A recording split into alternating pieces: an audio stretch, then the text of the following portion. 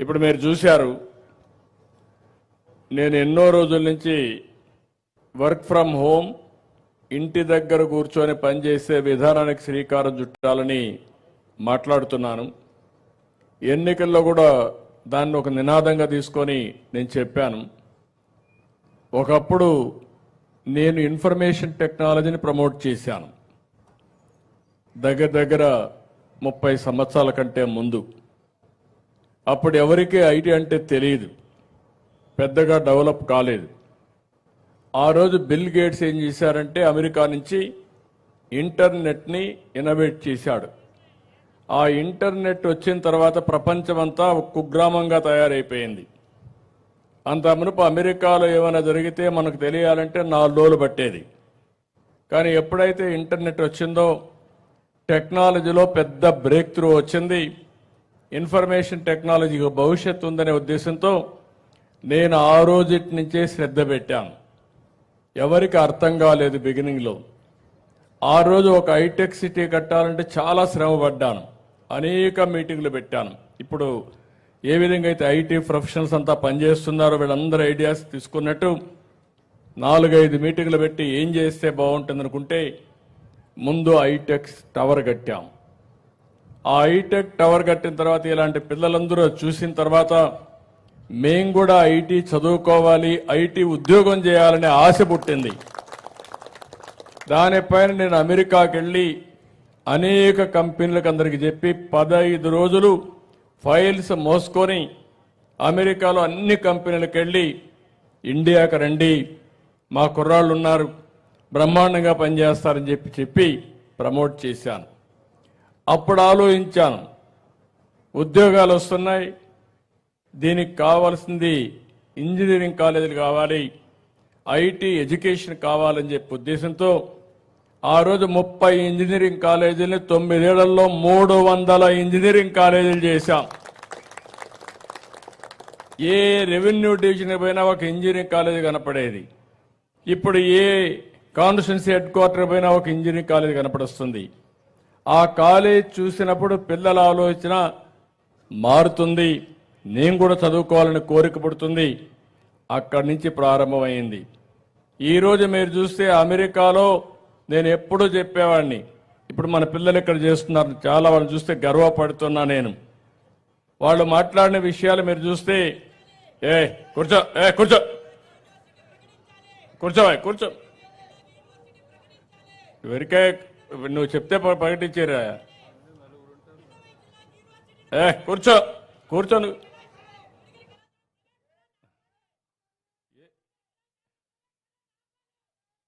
ఇలాంటి ఇంకా outdated thinking ఉండే కుర్రాళ్ళు ఉన్నారు కొంతమంది, వాళ్ళు చెడగొడతా ఉంటారు. ఇదే పని వీళ్లకు, మనం ఏం చేయలేము. వాళ్ళ విధానాలు కూడా ఇట్లే ఉంటాయి. ఇప్పుడు మనం అందరూ కూర్చుంటే 1-2-3 వచ్చి ఈ పని చేస్తారు వాళ్ళు. ఇంకా ఒక రాబోయే రోజులు కూడా ఇట్లా పనులు చేస్తూనే ఉంటారు. వీళ్ళకి ఒక విధానం ఉండదు, మనం ఏం చేయలేం. వాళ్ళ మైండ్లు ఖరాబ్ అయిన తర్వాత మనం ఏం చేయలేం, కానీ వాళ్ళు వదిలిపెట్టేయడం మంచిది. ఇప్పుడు మీరు చూసిన మంచి ఏదైనా ఉంటే ఆ కుర్రాడు భవిష్యత్తు ఉండాలంటే వీళ్ళు చూసి నేర్చుకోవాలా. పోకి రోడ్డు వారికి తిరిగితే లాభం ఏంటి, ఏమొస్తుంది అతనికి? వీళ్ళు ఇంటికాడ కూర్చొని ఒక 20,000-50,000 ఇంటిని సంపాదిస్తారు, తల్లిదండ్రులు చూసుకుంటున్నారు. మీరు కూడా ఆ పని చేస్తే సంతోషపడేవాడిని.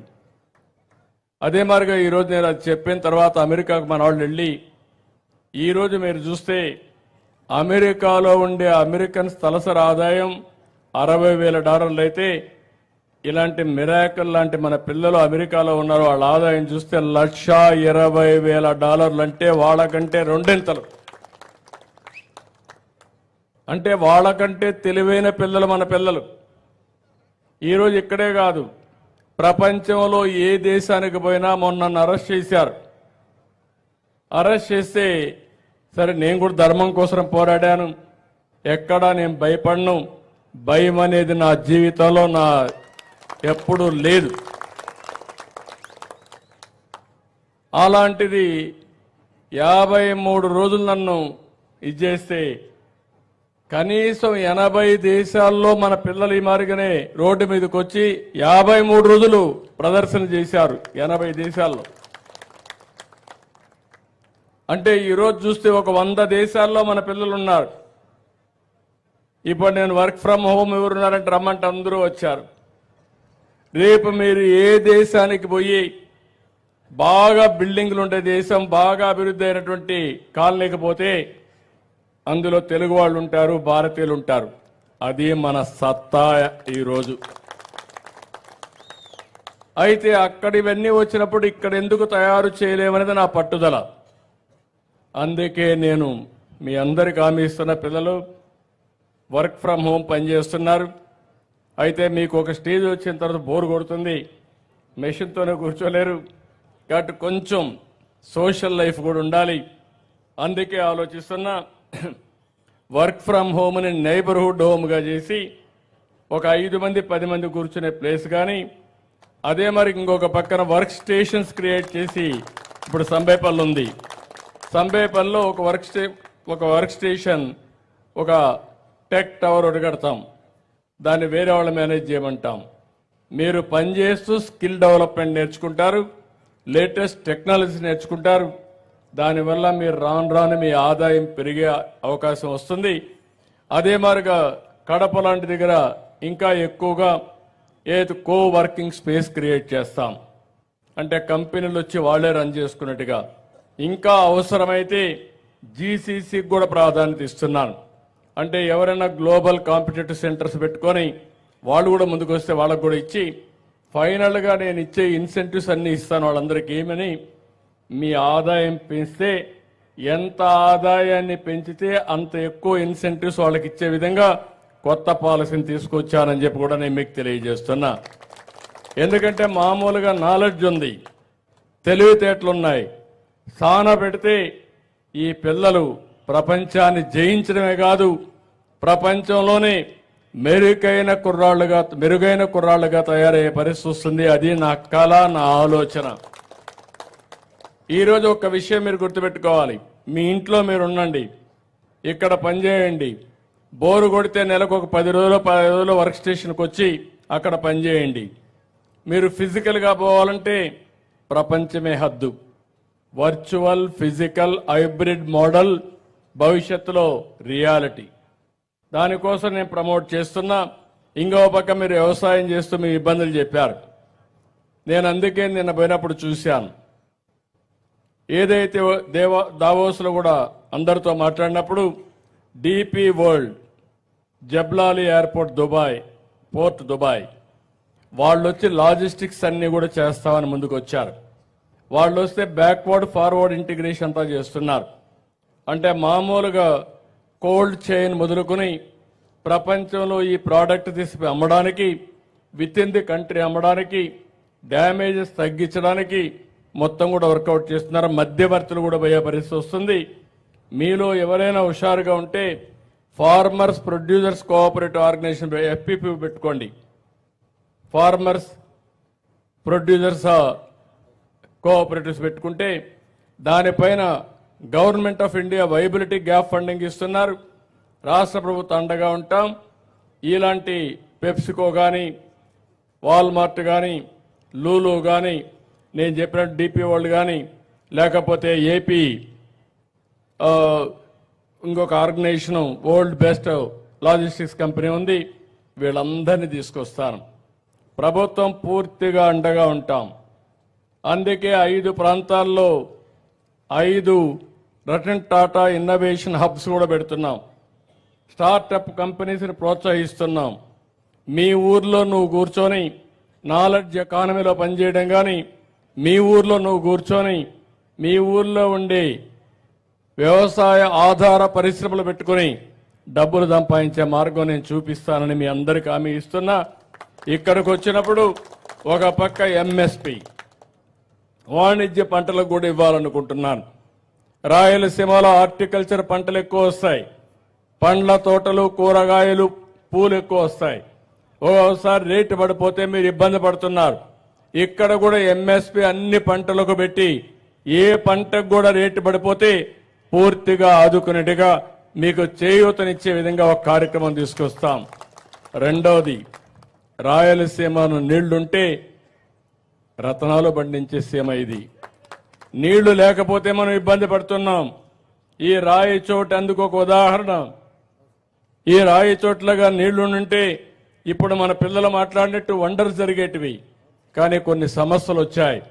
హంద్రీ నీవా నేను గాని అధికారంలో ఉండుంటే 1920కి ఈరోజు ఈ కాలువ శ్రీనివాసపురం నుంచి అడవిపల్లికి వెళ్ళి చిత్తూరు దగ్గరికి వెళ్ళుండేది. 5 ఏళ్లయింది. ఒక పైసా ఖర్చు పెట్టలేదు. ఖర్చు పెట్టకుండా ఈ ఎడారి ప్రాంతాన్ని ఎడారిగా మార్చేసే పరిస్థితికి వచ్చారు. ఈ సంవత్సరం నేను మొన్నే టెండర్లు కూడా పిలిచాం. ఆ నీళ్లన్నీ తీసుకొస్తున్నాం. ఏదైతే తంబళ్లపల్లి నుంచి నేరుగా ఒక కెనాల్ ఇక్కడ రావాలి, శ్రీనివాసపురం రావాలి. అవి చిన్న చిన్న గ్యాప్లు ఉన్నాయి. ఒకవేళ అవసరమైతే ఎన్విరాన్మెంట్ క్లియరెన్స్ రావాలి. అక్కడి నుంచి నేరుగా సంబేపల్లి మీదుగా నేరుగా ఇది మళ్ళీ అడవిపల్లికి వెళ్తుంది. అక్కడి నుంచి నేరుగా చిత్తూరుకి వెళ్తుంది. వీలైనంత తొందరలో టెండర్లు పిలిచి ఇది పూర్తి చేస్తాం. ఇది పూర్తి చేస్తే ఒక పక్క నీటి సమస్య మీకు ఉండదు. నీళ్లుగానుంటే ఒక పక్క ఐటీ, ఒక పక్క హార్టికల్చర్. బంగారు బండిస్తారు మీరు ఇక్కడ కూర్చొని ఏం కావాలన్నా చేసే పరిస్థితి వస్తుంది. మంచి పళ్ళ తోటలో కూర్చొని మంచి గాలి పీల్చుకుంటూ ఆరోగ్యంగా ఉంటూ ఐటీలో పనిచేసే పరిస్థితి వస్తుంది. అదే మరి అందరి నివాలో పీలేలో 70,000 ఎకరాలు వస్తుంది, ఇక్కడ వస్తుంది. నేను ఇప్పుడు కొత్తగా ఒకటి ఆలోచించాను. మీరందరూ గుర్తుపెట్టుకోవాలి. ఈరోజు రాయలసీమ ఈ మాత్రం ఉందంటే దానికి స్ఫూర్తి ఎన్టీ రామారావు గారనే విషయం మీరు గుర్తుపెట్టుకోవాలి. మీకు కావాల్సింది కులాలు, మతాలు, ప్రాంతాలు కాదు. ఎవరు న్యాయం చేశారు, ఎవరు ఈ ప్రాంతానికి ముందు చూపుతో ఆలోచించారు, ఎవరి వల్ల మనం అందరం బాగుపడ్డాం, ఏ పార్టీ వల్ల లాభం వచ్చిందో మీరు ఆలోచించుకుంటే ఒక్కరు కూడా రాయలసీమలో వేరే పార్టీకి ఓటేయరు. అందరూ తెలుగుదేశం పార్టీకే ఓటేస్తారు. ఎందుకు నేను ఈ మాట వాడుతున్నానంటే అందరూ కూడా రాయలసీమ అంటే ఇది రాళ్లసీమ, ఎడారిగా మారిపోతుంది, ఈ ప్రాంతానికి ఏమీ చేయలేమంటే కాదు. ఈ ప్రాంతాన్ని ఆదుకుంటామని, ప్రాజెక్టులు కడతామని శ్రీకారం చుట్టిన ఏకైక వ్యక్తి నందమూరి తారక రామారావు గారు. ఆ రోజు ప్రాజెక్టులు ప్రారంభించారు. అక్కడి నుంచి పట్టుదలగా నేను ముందుకు పోయాను. 5 సంవత్సరాలు 14-19లో మీరు చూస్తే 64,000 కోట్ల రూపాయలు ఖర్చు పెట్టి ఇరిగేషన్ ప్రాజెక్టులన్నీ పరిగెత్తిచ్చాను. బ్రహ్మాండంగా పనిచేశాం. 19-24 వరకు వచ్చిన ప్రభుత్వం ఒక్క పైసా ఖర్చు పెట్టకుండా మీరు తప్పు చేశారని నేను ప్రాజెక్టుల పైన పెద్ద ఎత్తున ఆందోళన చేయాలి, చైతన్యవంతులు చేయాలని వస్తే నా మీద తప్పుడు కేసులు పెట్టి నన్ను జైల్లో పెట్టే పరిస్థితికి వచ్చారు. కానీ ఈరోజు మళ్లీ చెప్తున్నాను, పోలవరాన్ని గోదావరిలో ముంచేశారు. డయాఫామ్ వాళ్ళు పోగొట్టే పరిస్థితికి వచ్చారు. 400 కోట్ల రూపాయలతో పనిచేస్తే మళ్లీ ప్యారలల్గా ఆ కాలువని డయాఫామ్ వాళ్ళు కొత్తగా నిర్మాణం చేయాలి. దీనికి 1000 కోట్లు అవుతా ఉంది. 400 కోట్లు పోయింది. ఇప్పుడు అదనంగా 1000 కోట్లు ఖర్చు పెట్టే పరిస్థితికి వచ్చారు. ఢిల్లీ కూడా కాలయాపన 5-6 సంవత్సరాలు అయ్యే పరిస్థితి వచ్చింది. మొన్ననే మీరందరూ ఈసారి ఎప్పుడు గెలవనే రాయి చోటును కూడా గెలిపించారు.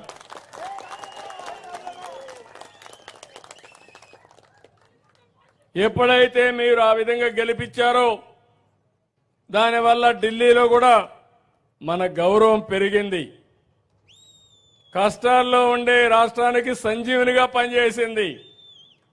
వెంటిలేటర్ మీద ఉండే రాష్ట్రానికి ఆక్సిజన్ ఇచ్చింది. అందుకే ఈరోజు గర్వంగా చెప్తున్నా, పోలవరానికి 12,000 కోట్ల రూపాయలు శాంక్షన్ చేశాం. 2027కు పూర్తి అవుతుంది. ఒకప్పుడు హైదరాబాద్ అభివృద్ధి చేశాను, అమరావతికి శ్రీకారం చుట్టాను. హైదరాబాద్లో భూమి ఉంది, అమరావతిలో ప్రైవేటు భూమి ఉంది. నేను ఒక పిలిపిస్తే నన్ను నమ్మి 55,000 ఎకరాలు రైతులు ల్యాండ్ పోలింగ్లో ఒక్క పైసా తీసుకోకుండా ఇచ్చారంటే అది నమ్మకం. నేను అందుకే మిమ్మల్ని కూడా కోరుతున్నా, నేనేదో గాల్లో మాటలు చెప్పడం లేదు. ఇంతవరకు చేసిన పని యొక్క ఫలితాలు మీరు చూశారు. ఒక హైదరాబాద్ నగరం 30 సంవత్సరాల కంటే ముందు నా దూరదృష్టి. ఈరోజు హైదరాబాద్ నగరాన్ని మీరు చూస్తే మోస్ట్ లివబుల్ సిటీగా తయారైందంటే అడుగడుగునా నా కృషి ఉంది. దాంట్లో ఎవ్వరూ కాదనలేరు. ఇప్పుడు మన పిల్లల ఆశలు చూశారు. అలాంటి సిటీ మాకు ఇంకోటి ఉండాలి. ఇక్కడ కూడా మేము పనిచేసుకోవాలంటే హైదరాబాద్ బ్రౌన్ ఫీల్డ్ సిటీ అంటే సికింద్రాబాద్ హైదరాబాద్ ఉంది, పక్కన సైబరాబాద్ నేనే నామకరణం చేశాను. హైటెక్ సిటీ పేరు నేనే పెట్టా. సైబరాబాద్ కూడా నేనే పెట్టాను. టెక్నాలజీ కోసం ఐటీ కోసం సైబరాబాద్ పెట్టి అభివృద్ధి చేశాను. ఇప్పుడు అమరావతి పేరింటే మీరు దేవతల రాజధాని. ఈ విషయం మీరు గుర్తుపెట్టుకోవాలి. దేవేంద్రుడు పరిపాలించిన దేవతల రాజధాని పేరు అమరావతి అని చెప్పి కూడా నేను మీకు తెలియజేస్తున్నా. అంతమంది శాతవాహనులు కూడా పరిపాలించారు. తర్వాత చరిత్రలో ఇలాంటి రాజధానికి నేను శ్రీకారం చుడితే ఇక్కడ కులాలు లేవు, మతాలు లేవు, ప్రాంతాలు లేవు, అందరికీ ఉపయోగపడుతుంది ప్రారంభిస్తే దాన్ని శ్మశానమని, ఎడారని, దాన్ని పూర్తిగా 3 రాజధానులని 3 ముక్కలాటాడి కడాన రాష్ట్రాన్ని భ్రష్టు పట్టించే పరిస్థితికి వచ్చేశారు.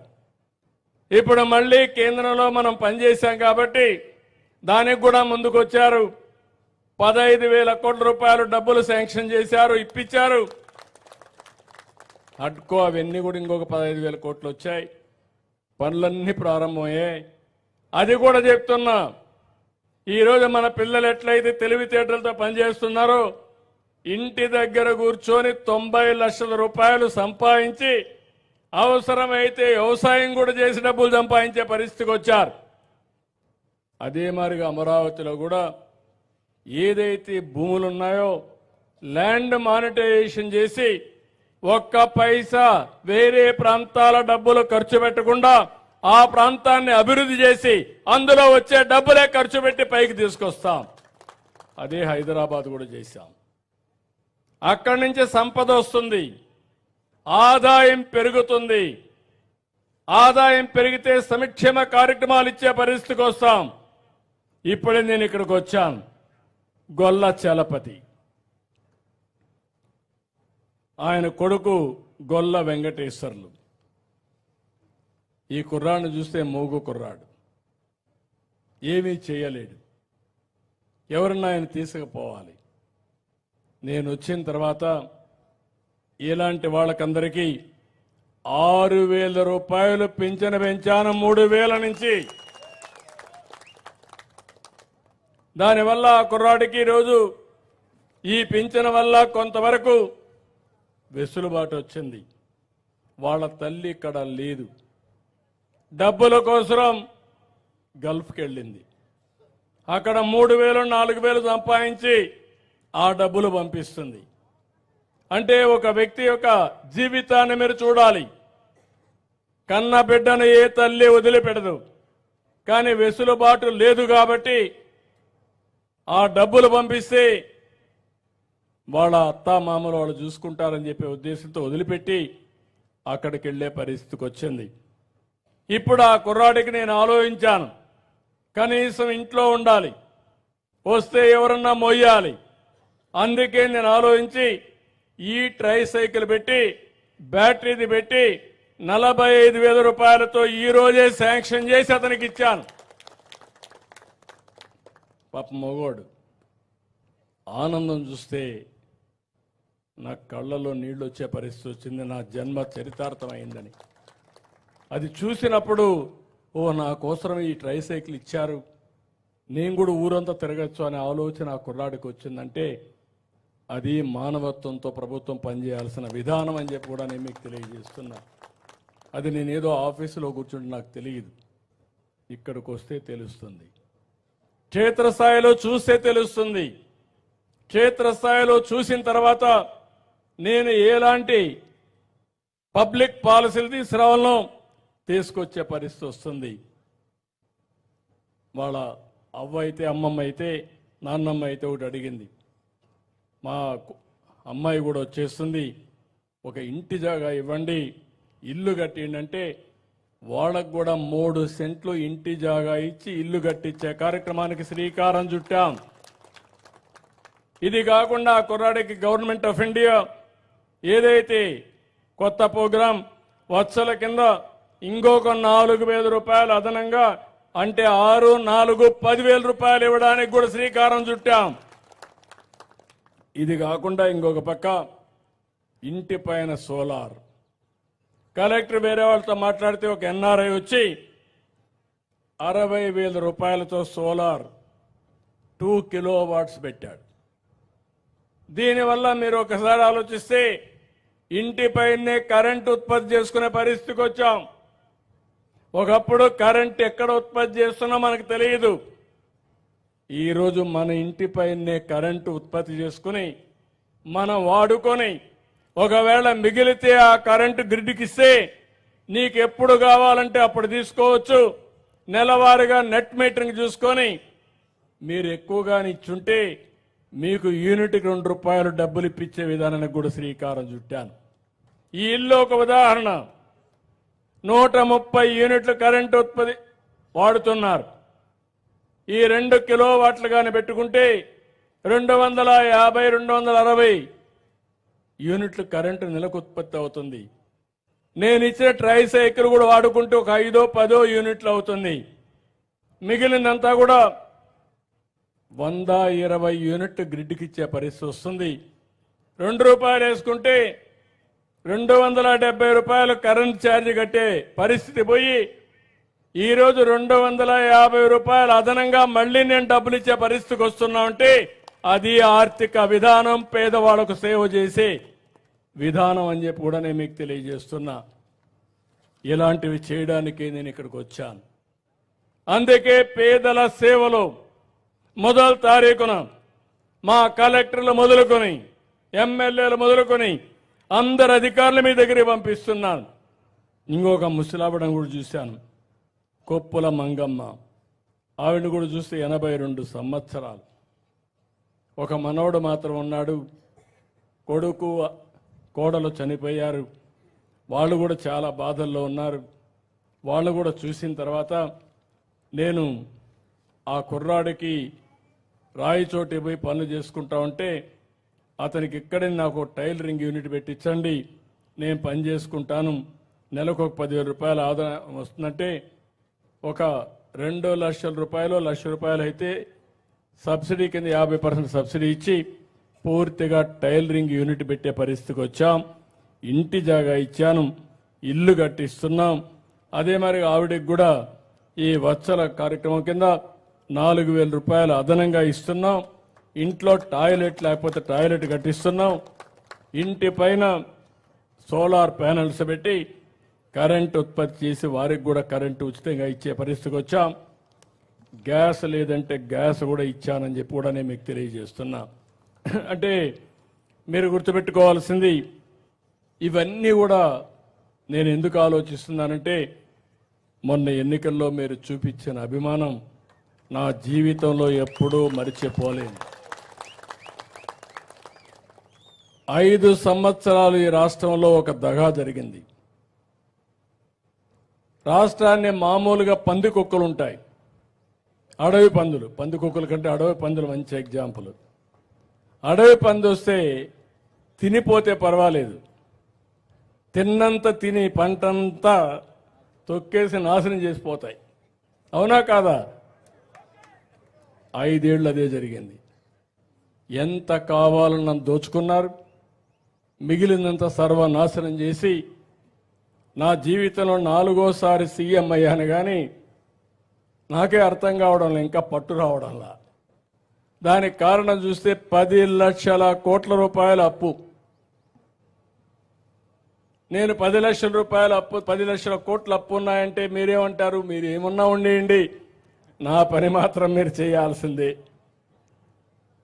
అది మీరు నా మీద పెట్టుకున్న నమ్మకం. ఎన్ని కష్టాలున్నా, ఎన్ని ఇబ్బందులున్నా ఈయన కోటేస్తే మనం సురక్షితం, రేపు అన్నీ అయిపోతాయని నా మీద నమ్మకం పెట్టుకున్నారు మీరందరూ.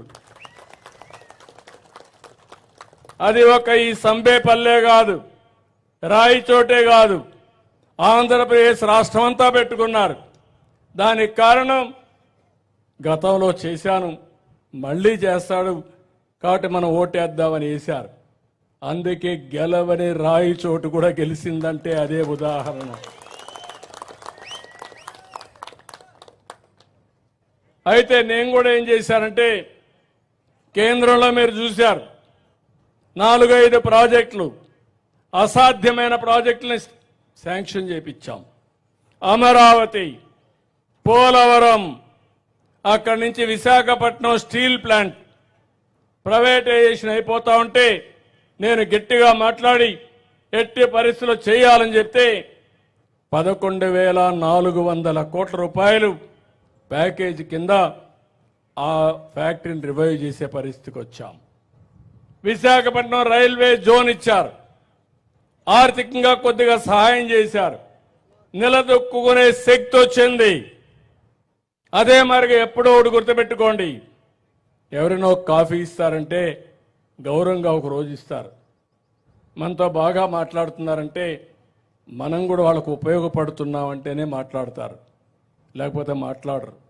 ఒకసారి మాట్లాడతారు, రెండోసారి కనబడిస్తే ఏమంటారు,